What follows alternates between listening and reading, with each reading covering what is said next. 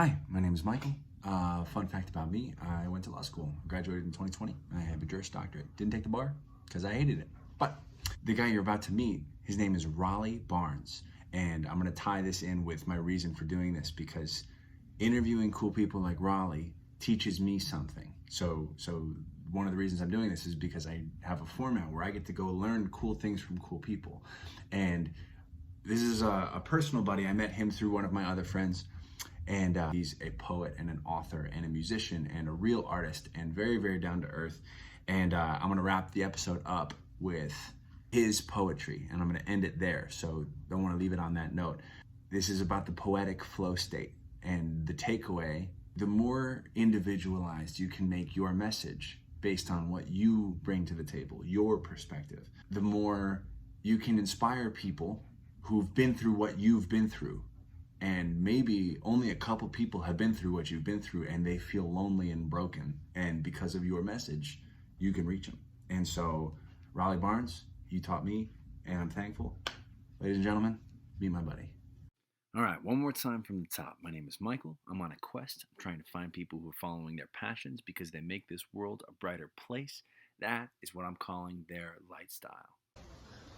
All right, Raleigh. This is Raleigh Barnes. He's caught my attention. Naturally stoic. You think about what you're going to say. And then I found out not only is he a serious musician, but also a poet and a writer. Mm-hmm. Flow state, when you're in your most creative space, do you find it easy to get in and out of it? Or are you, like some authors, at like the whim of that creative flow? I think for that one, it really depends on what I've chosen to work on. If I have an idea that's kind of like unlocked that more and more. Like one of the things that I do for the poetry side of things, improv, like off the cuff. People will give me a word and I make it up then. If I get a certain word that I really like or is connected to certain things for me, yeah, then it's very easy to... Because you're just building on... To just connect the dots and kind of formulate meaning out of that. Some other words like I really struggle with. What's a hard one? The most recent one was Shane, our friend, gave me the word smash to make a poem out of. Interesting. Which is like a video game. And Super Smash Brothers. Not the most poetic thing, I wouldn't say. It's incredibly poetic. It is a game. It's a game and it's Mario characters, Nintendo, and we all play Super Smash. It's for big boys. It's for big man boys. But Smash gave you a hard time. Yeah, it did, yeah, because it was like, okay, how do I take this thing? It's like the farthest from poetry possible. Smashing something? Yeah, it's like, anti-poetry. Poetry kind of like, for me, when I'm writing it, it seeks to like elucidate like deeper things. Things that hide when you smash. Normally, yeah. Oh, there you go. That's Bro, good. Right. So whatever this creative thing that you do is, it requires almost a meditative, peaceful state. And the people in our lives, and there are people who smash things, and that's okay. Sometimes things need to be smashed. But they're like clomping through the forest, and they kind of dissipate that creative biome. Yeah. I ended up like kind of fumbling my way through it a little bit. I just made it about like us playing something that we did when we were boys, and now we're all men, and we're like in our adulthoods and like kind of going through normal life. But we have this like time set aside to like play this game. I love like it's very like it's like special because it's a bonding shared by us. Yes. So it kind of like came together a little bit. Okay, pull that one out of the fire.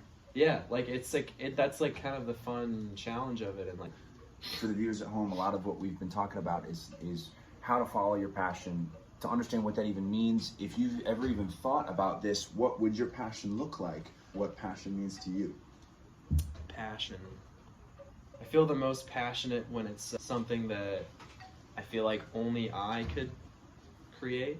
The more specific it is to me and what I have experienced and what I think about the world. Yeah. And if I feel like I'm putting that personality and like unique spin on something, personal touch, then I'm doing something more worthwhile. Especially if it's like, if it's something that's also specific to me but also broad and is related to and resonated with other people. Yeah, of course. Appreciate you, man. Of course. Awesome. Happy to do it.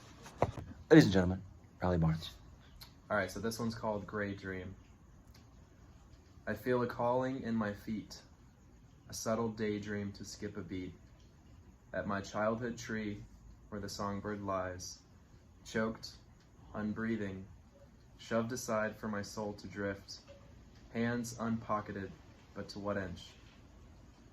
Maybe where my door, dark in gray daylight, whispers, come, let yourself out. Think of a reel within a dream and make it be.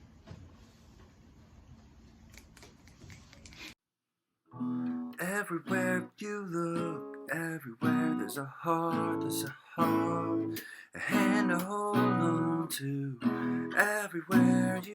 Lifestyle is made possible thanks to viewers like you. Thanks for your support.